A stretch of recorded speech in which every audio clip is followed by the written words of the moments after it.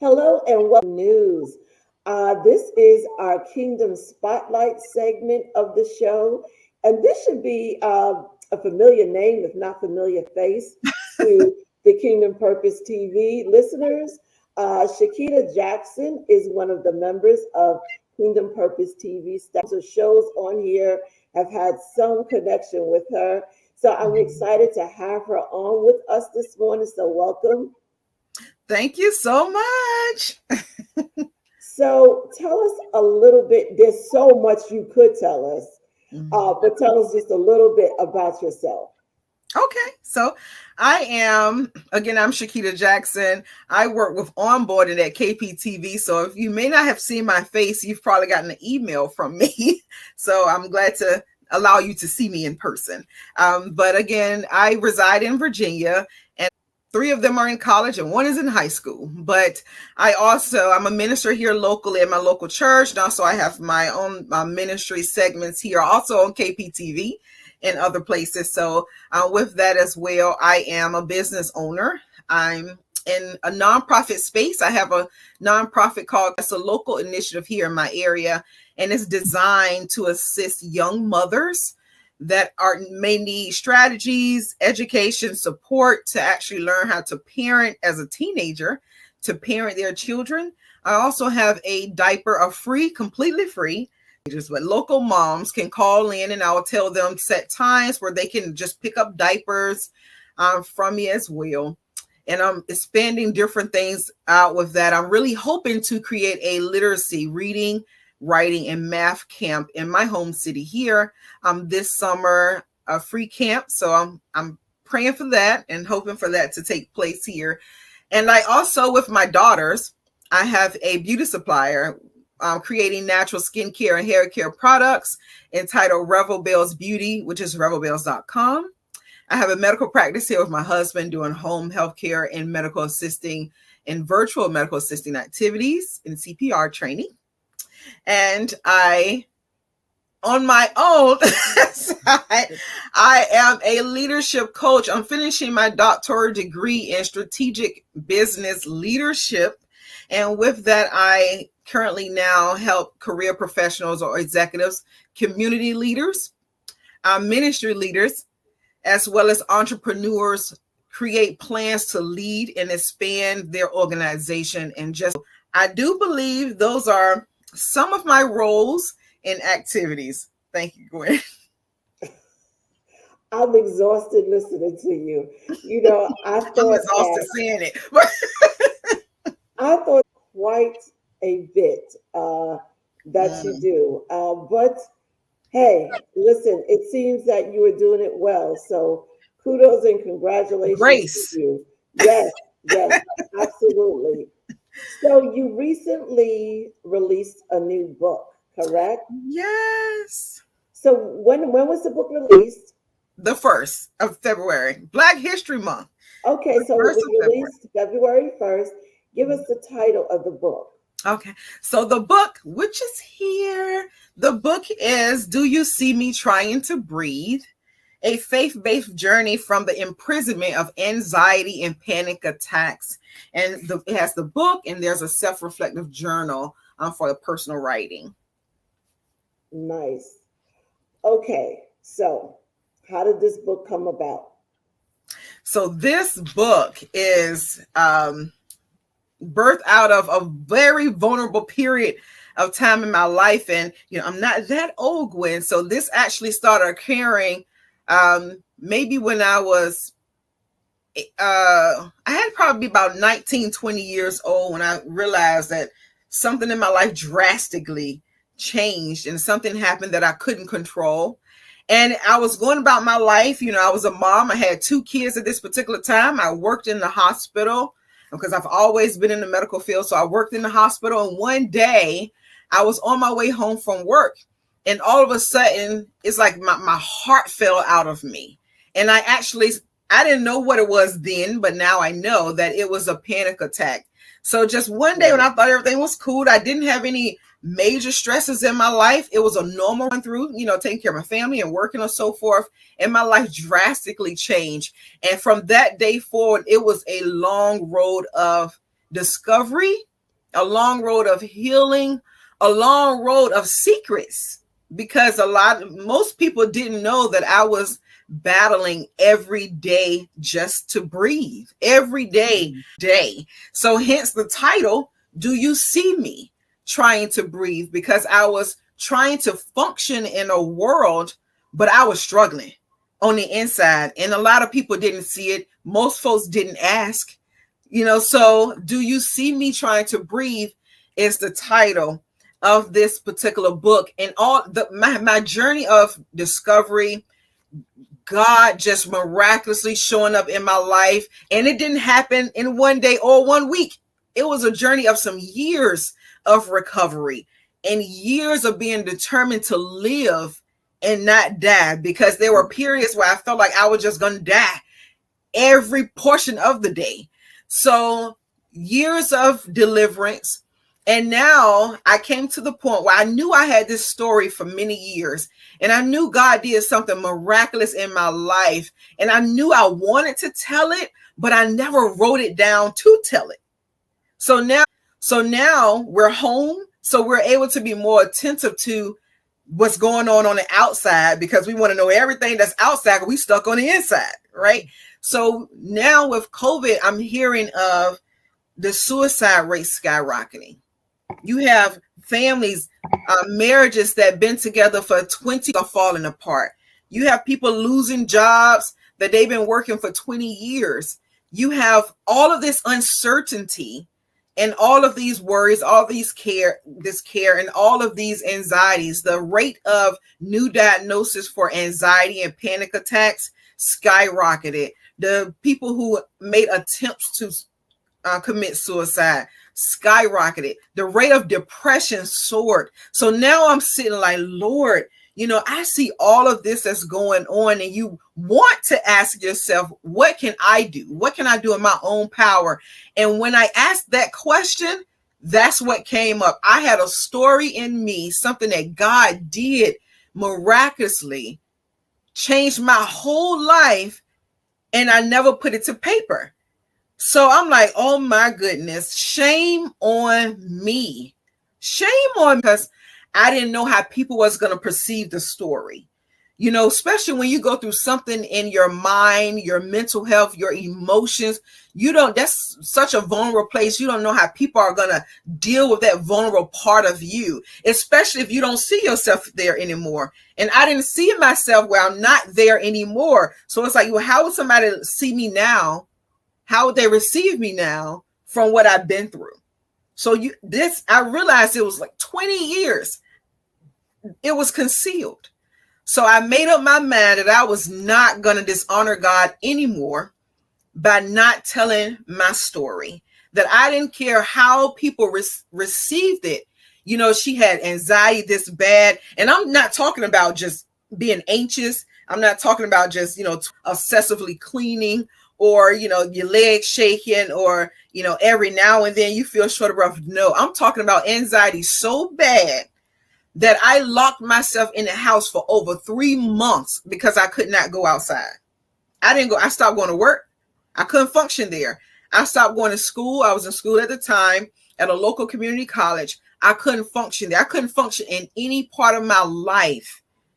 And I stayed in the house with my 3 months until I decided one day that if I had to crawl on the porch, I was going to crawl on the porch, because I needed to be free for my kids. So I'm not just talking about, a story of just being anxious. No, I'm talking about a story of being handicapped, being a debilitating anxiety and panic attacks.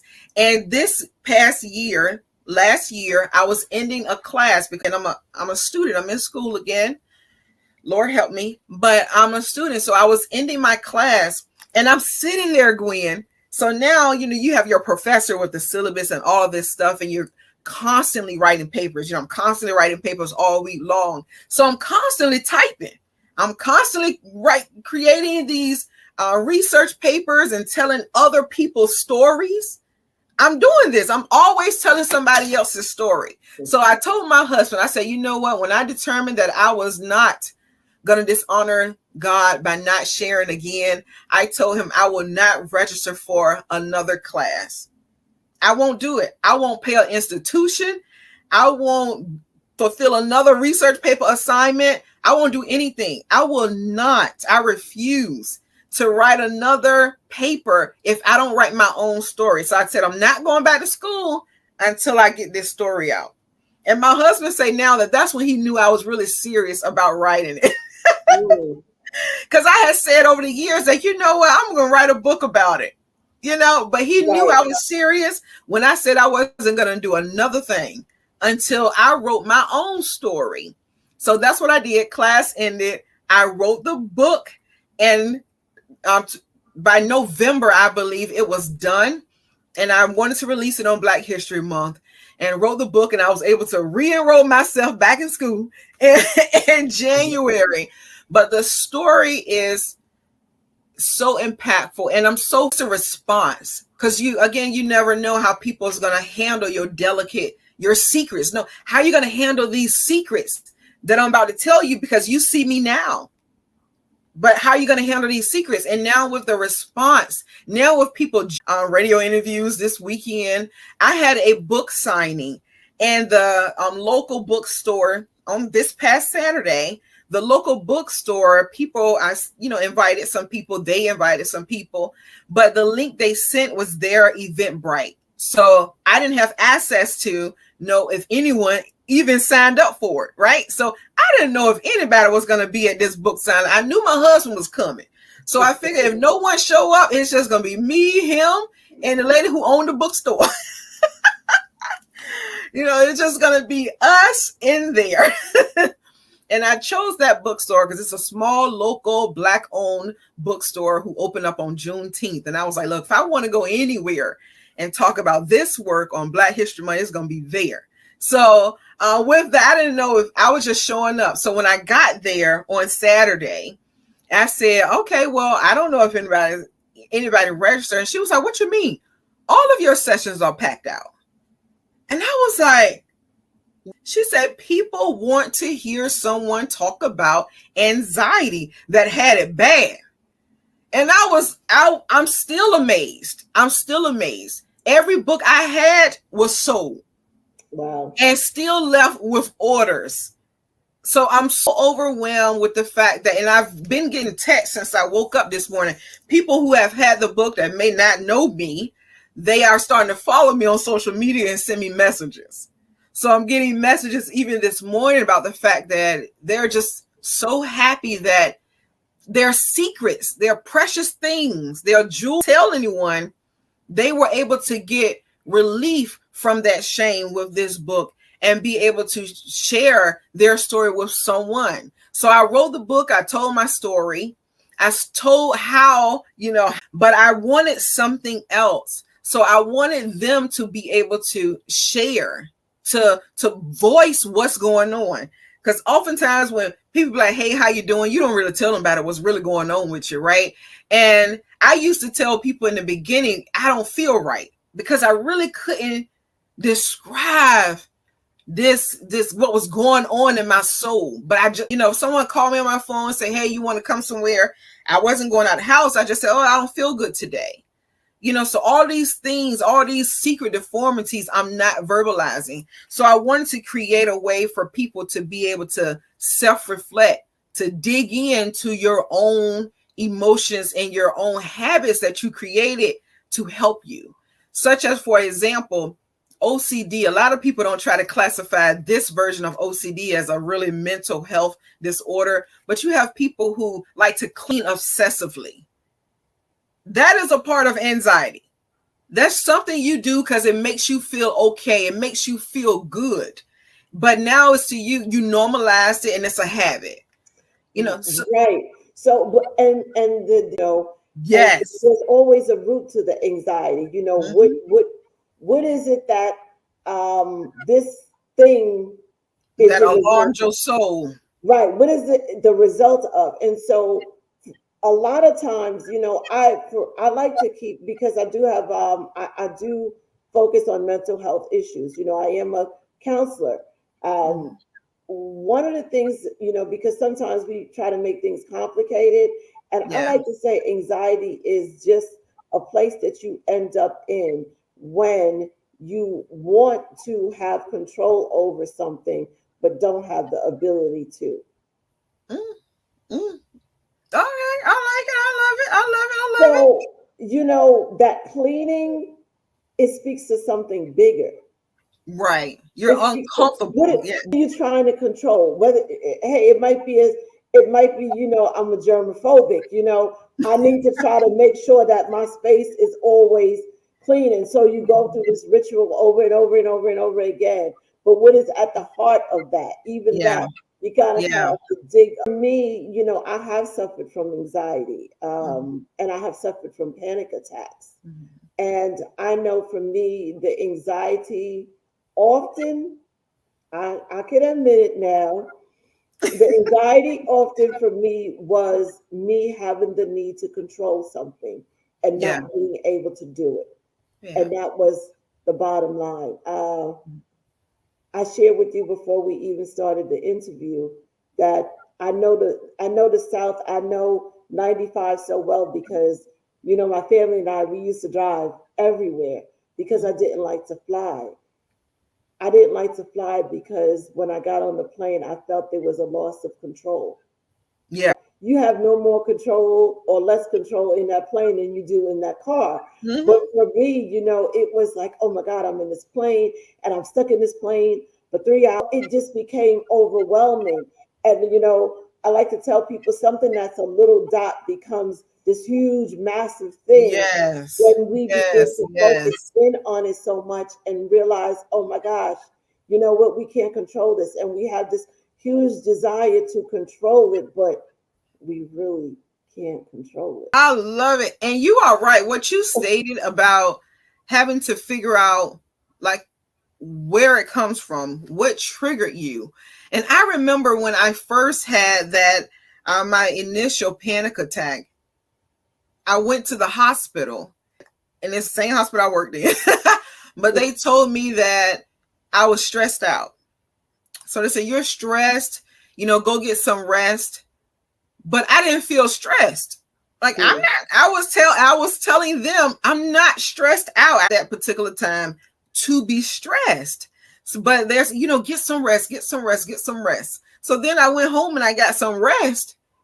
I woke up and I felt like I needed another day of rest, then another Hmm. week, and then it turned into months of rest and no recovery. So I went after going to I went to the hospital so many times because I was feeling those panic attacks. I thought I was having a heart attack. I mean, all of these symptoms. My stomach couldn't stop hurting. I mean, I had all of these things. I just knew I was dying. So I would go into the emergency room and say, I am dying, and no one's listening. Who may have never experienced a panic attack or understand the physiological responses that take place in your body as a result of a panic attack, can you explain like how you feel with the onset of it and then kind of as you go through it?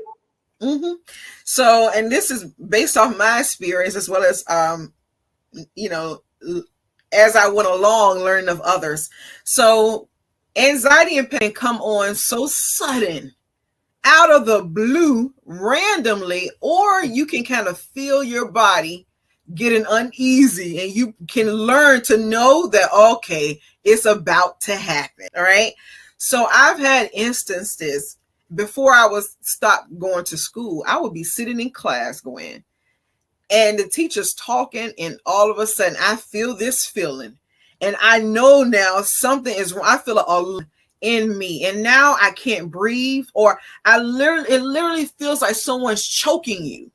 So that's where I got the title from. So, someone's choking you. You can be real bad stomach pain. Hmm. You can have arm pain. It can really simulate a heart attack. That's why a lot of people I worked in the hospital over these 20 years. So I still had a lot of people come into the emergency room, into the hospital, claiming they're having heart attacks. And it's not a heart attack, it's a pack because it replicates. You have the arm pain, you have chest pain. So when an individual feel they have chest pain, they like, oh no, I'm having a heart attack. So you can be flushed in your skin.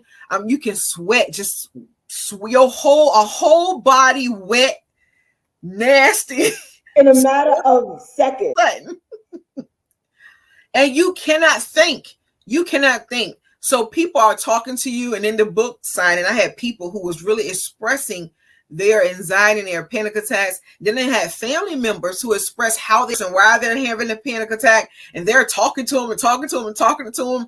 But at that moment, you can't even get your thoughts together because all you know is that, oh my God, what is happening? I am struggling. I'm gonna die. That's the whole thing. I'm gonna die. So one of the first times I had it, now I look back at it and it's like almost like an out of body experience. Yes. If that makes sense to you. Like it does. Seeing yourself go through it, and it's such a weird feeling, but you're right.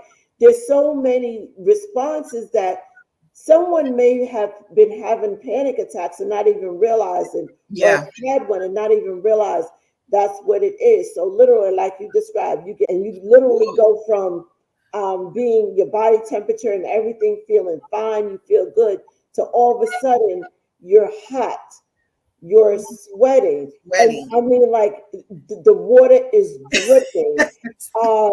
You can see, but you can't see. Yeah. You can't focus in on nothing. You can have tingling kind of throughout your body. Yes, your hands and your legs, your feet. Yes. You can't, you're breathing, but you and your body are not one at that point.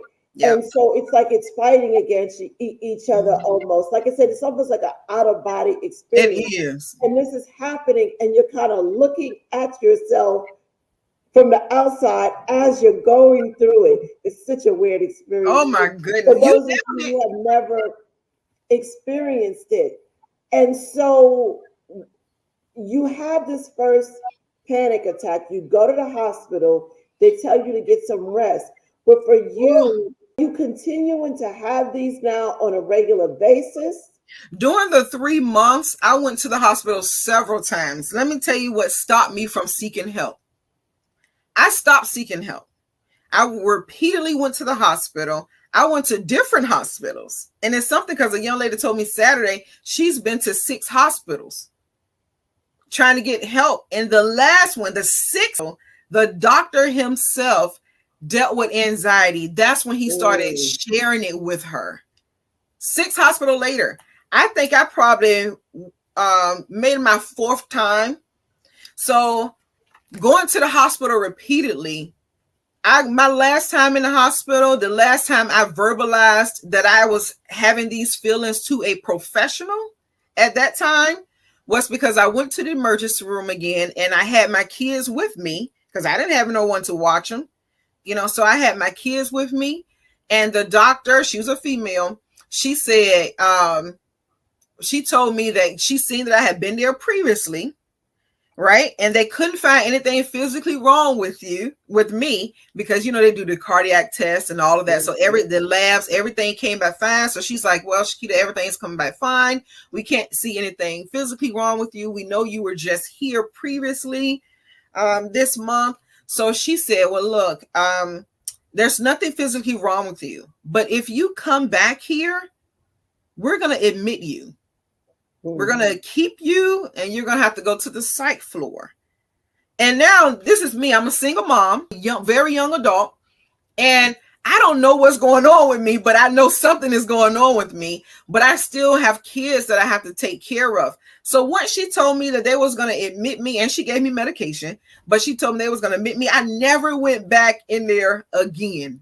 Never. That was it. That was the last time I was going to seek professional help. And what I did, I started then reading everything that I can find. When I was able to come back out of the house, I went to the library at least twice a week. Me and my kids would go to the library, and I would look at books because people keep saying, yeah, you got anxiety. And even the people in church would say, hey, don't be anxious for nothing. But hey, I am anxious. So I need help at this point. I'm anxious. What do you mean? Don't be anxious for nothing. I don't think I should be. I know how to deal with. So I went to the library a minimum of twice a week with my kids to learn about anxiety so I can seeking to find recovering books because I couldn't find them anywhere. I didn't find them at church at that time. I didn't find it in the hospitals. I couldn't find it nowhere. Nobody I knew was dealing with it.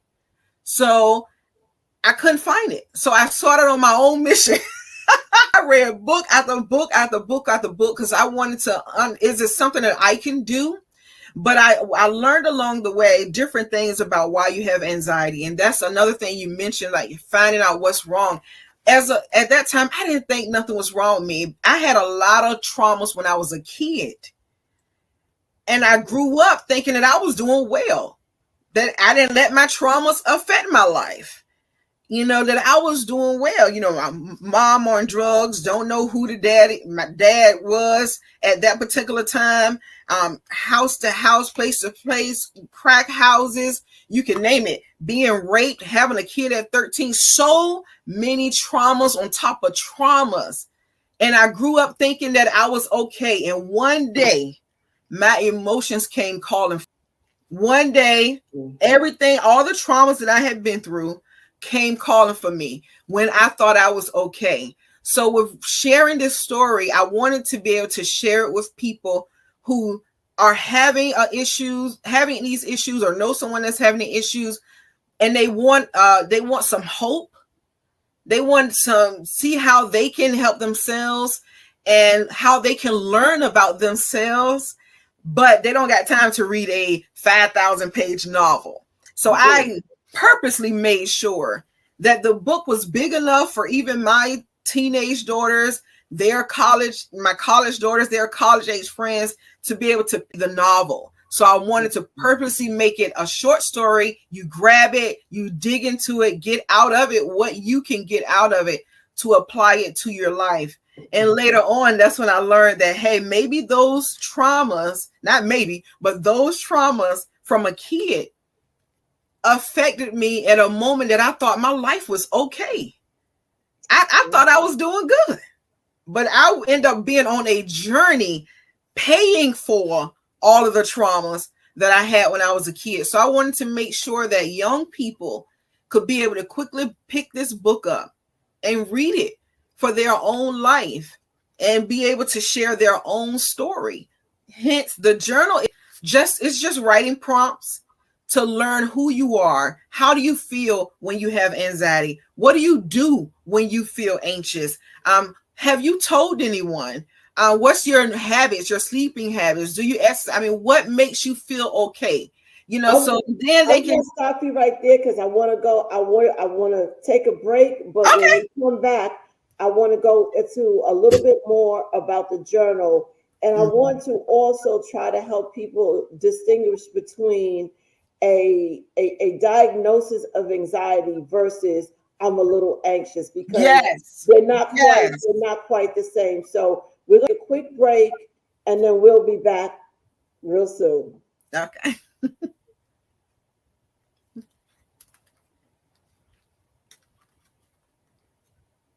All right, so welcome back. We're here with Shekita Jackson, and she is sharing her story about and panic attacks. This is a real subject. This is a real issue.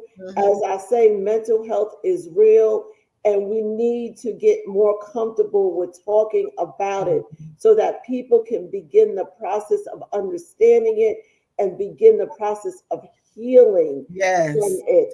And so we were talking about panic attacks, and we both kind of described how you feel when you're going through a panic attack, and there's this whole, physiological response, and it is a very, very overwhelming feeling. You talked about how the people talked about having to witness, a friend or a loved one have a panic attack.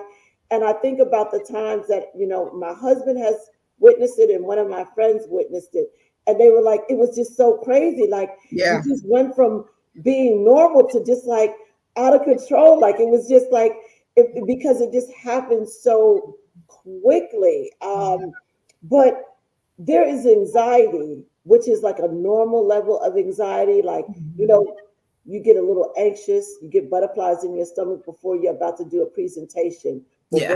work, or as a minister, before you go to bring forth the word, you can be nervous and you get the Yeah. butterflies and all of that. So we're not talking about that kind of anxiety. Mhm. We're talking about, just want to give I like to keep things very simple so that people can really understand it. So a simple definition for anxiety is intense, excessive, and persistent worry and fear. Okay. And with that, you may or may not have extreme physiological responses, but the worry and the concern is always there with you. And so it could be an initial situation where you are worried about finances. That's something we Yeah. all, so many of us worry about, is how the bill's going to get paid. So initially, it's a concern. You have a bill that's $1,000. You have 500. There's Oh, a yeah. reason. There might be a little bit of a reason to be concerned.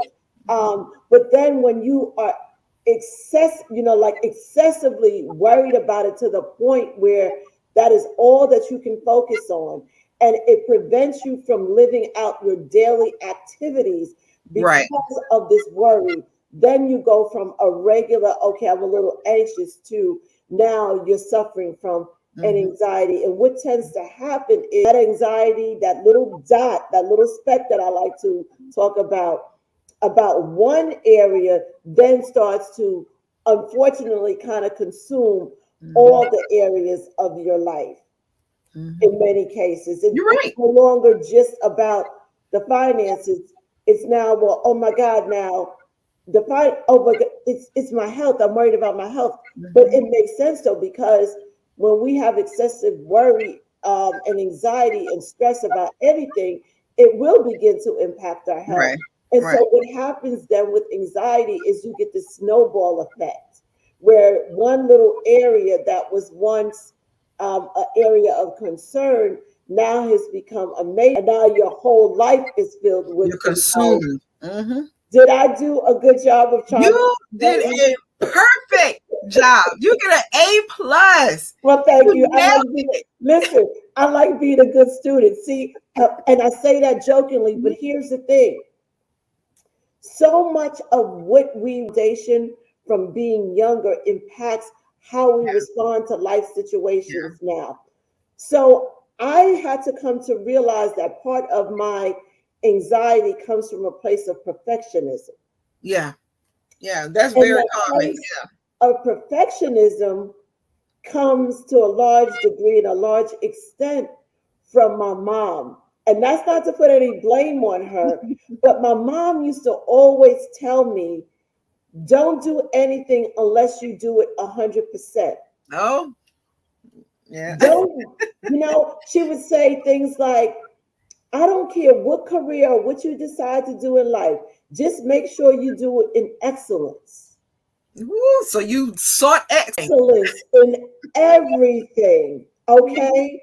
And she was, in particular, she was a stickler about school and education. Hmm. That's Hmm. why I have so many degrees, to a large There you extent. go. Yeah. To a large extent, that's why and I'm still in school like you, because in my mind was ingrained, you've got to be perfect at it. You've got to do it right. And so That's there real. became this anxiety around Mhm. doing it right. And so I put this overwhelming amount of pressure on myself to Right. be able to perform at 1,000 all the time, Yeah. to the point where if I had any concern that I couldn't perform at 1,000, I wouldn't perform at all. Yeah. That's real. Be able to have people really understand, like, this anxiety thing is real, but a lot of it comes from things that have occurred previously in Previously. our lives. That's why I say you got to get to the heart of the matter. Mhm. And it can be 1 year, 5 year, 10 years, 30 years prior. But one day, because it was not dealt with, it's It, coming. it's It's coming coming, for you. and it's coming, exactly. It's coming for you, and it's important that you understand and be willing to do the work, Yeah. to dig a little bit deeper to figure out, where is this coming from. And so this book is out, and you have the journal, which is really important because, Mhm. first of all, writing is therapeutic in nature, period. Yeah, yeah, yeah. So just writing the book brings some form of healing. And what I like is that you've added this journal because as people read your story and your testimony, then they're able to go and respond and begin the process of writing and begin to kind of pick apart. And at the point where I began to suffer from my panic attacks, I had already identified as Christian and being a believer in God. So let me be clear on that. Mhm. Okay. Um, so we hear things, within the body, like you said, but the word tells you don't be anxious for anything, but through prayer and supplication, let your request be known unto God. My daughter, you just need to go before God and you just need to pray. Yes, We hear those kinds I've of checked off statements, all of that. all of that. Or, when we're suffering from depression or anxiety and, we go to the doctor, we have the nerve and the courage to get to the doctor, and Hmm. the doctor prescribes the medication. And then we, you know, divulge to a family member or to a church member, to someone, okay, yeah, and they say, girl, you don't need that What medication. you worried for? Listen, you don't need, listen, you just need to go before God. And I really want people to understand that these issues with mental health, these issues with anxiety, depression, panic, it's real. It is no different than any other medical issue Yeah, that we yeah, face. yeah. And so as a body of believers, we really got to get a better handle on this so that people can begin the process of healing. I just Yeah. had to get that out. Yes, one thing that I realized that we forget the word in itself. Oftentimes people forget that the Bible has answers, it has circumstances, it has experiences from every walk of life. There were anxious, that were depressed, that were suicidal. And these people loved God. They heard from God. We quote their writings, we quote their life all the time. But they still had moments where they had to deal with some issues. So you can't say that, yes, you love God, so you shouldn't have these issues, because we're going to lose as people in the world. But we need to learn how to help people and learn how to have real compassion and allow people to share their ugly feelings. Not just saying, oh, cast your cares on the Lord. No, I've went to God, I've prayed, I've read the scripture, I've done everything I can think of in my natural mind, but I still have a problem. Right. I still got a problem. So how do you help people through the problem? How do you help people? And like you mentioned, you may have anxiety but never have a panic attack. You don't have to have both. You may have anxiety because, like you say, those natural things may disturb you or worry you sometimes. But when it comes to the point that you cannot function, when it comes to the point that you can no longer quiet your mind, that's you have a problem. You cannot come to a still place in yourself, and you feel like you've got to run to these emergency rooms. You have a problem. And in that house, I was stuck in that house because I literally every day felt like I was going to die. I mean, I think I had all the body symptoms. I couldn't get my mind together. And everyone on the outside to say, girl, get some rest. Girl, you just stressed out. Take these pills and they're going to help you. Take these pills for this diagnosis you gave me, but you never told me anything about a diagnosis. The diagnosis, you didn't tell me how long. Like, is this something temporary? How long is this supposed to last? You didn't tell me anything. Is this terminal like cancer? You didn't tell me nothing. Right. You just give Right. me pills. Like, so all the things going on, and I literally for months could not get up. I used to crawl room to room because I can't breathe. I can't get up. I'm barely taking care of my children. We're in the house together. They're getting 100% there. even with them, everyone's safe and everything, but I'm still not 100% there. But in that house, hiding, because I tried to seek help.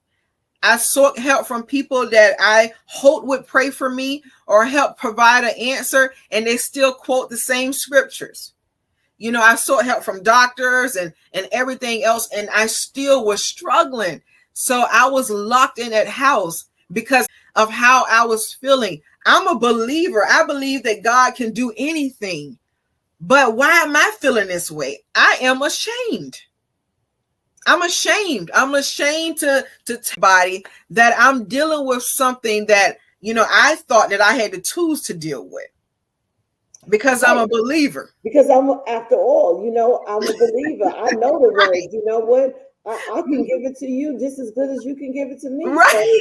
So what's wrong with me that despite my love for God and despite I'm still my struggling. knowledge, I'm still struggling. So how did you begin? I don't want you to give the book away, but how come out the house?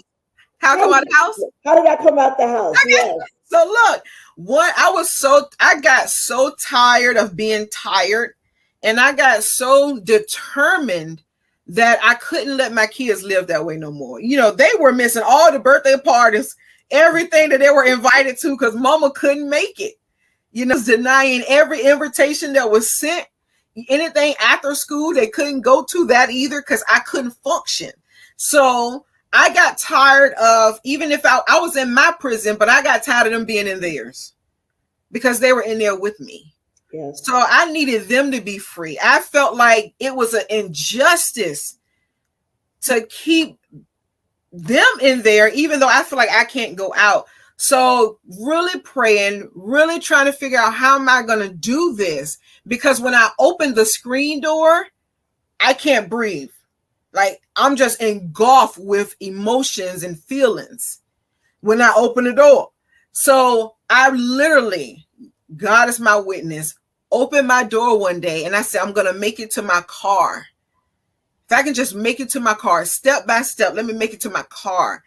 I sat on that porch for a while, trying to get beyond my mind and my thoughts and me feeling like, I have chest pain and I can't breathe. I'm hyperventilating on the porch.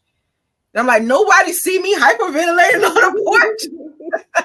So it's like baby crawled my way to the car, and I got to the car and I was like, okay, that was a small victory. It was small victory after small victory. I got to the car. I ended up starting the car up. I got down the block. I was like, let me see if I can make it to the corner store.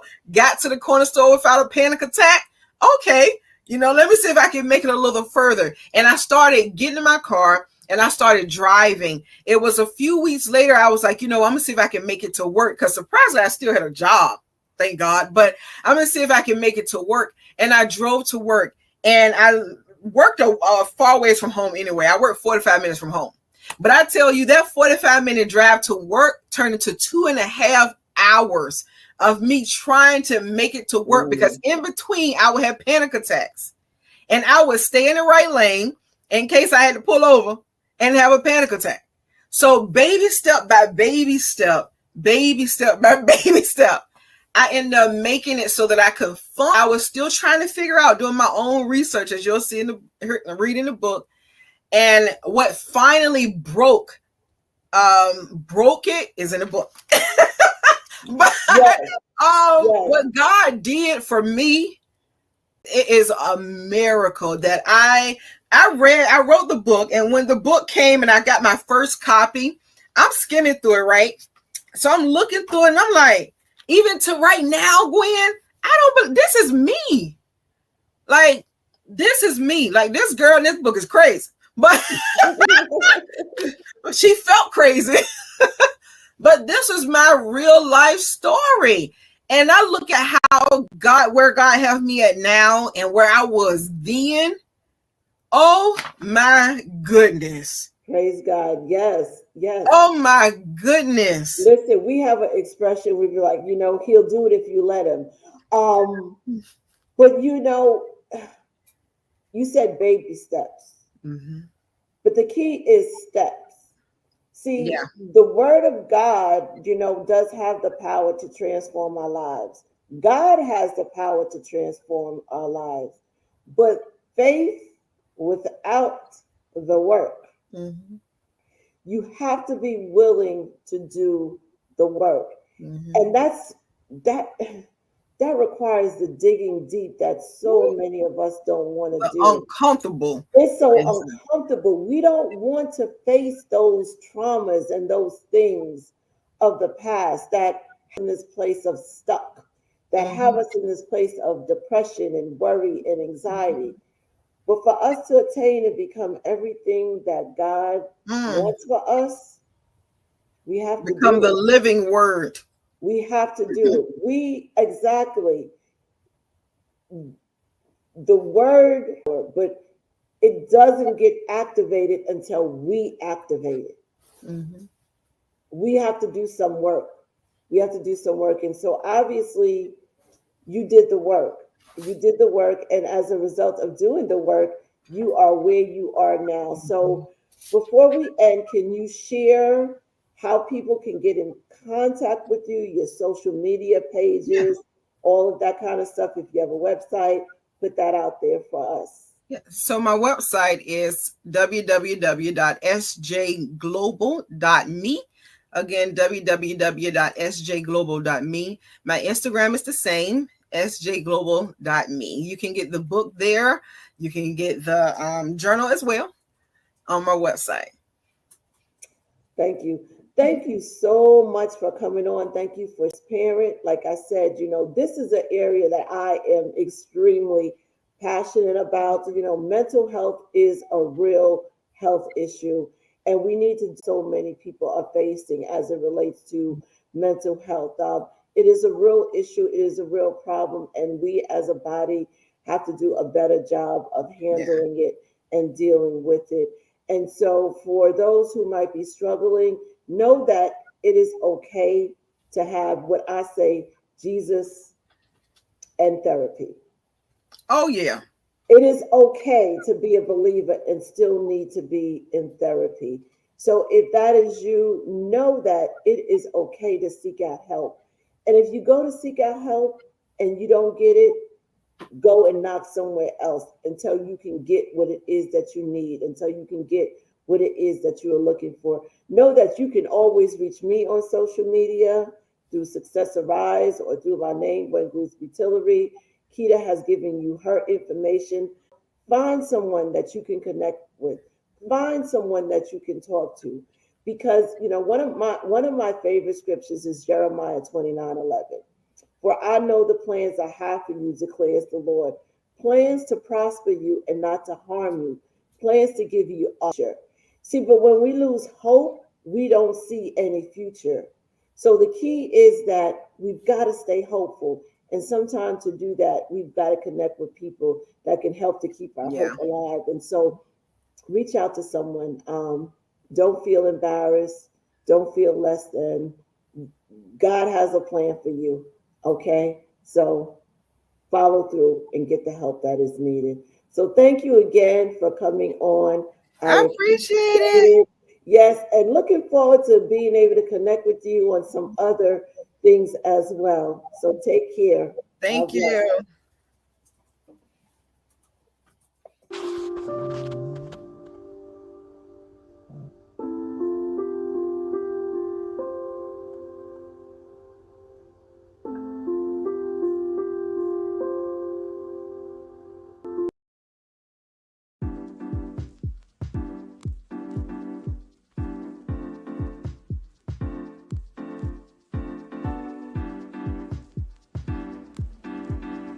I have a question for you. Are you tired of being stuck? Are you tired of year after year making goals and plans to accomplish something and it just doesn't seem to happen? Are you tired of not being supported in your dreams and your goals and your vision for you? I want you to consider becoming a member of Success Arise Academy. This is a membership that is designed with you in mind. It provides education, inspiration, and transformation for you to be able to achieve those goals and become everything it is that God has created you to be. This is a membership program designed for women to be able to also come together and encourage and support one another. So if this sounds like something that you're looking to be a part of, I want you to visit www.successarise.com, because it is time for you to move from stuck to unstoppable.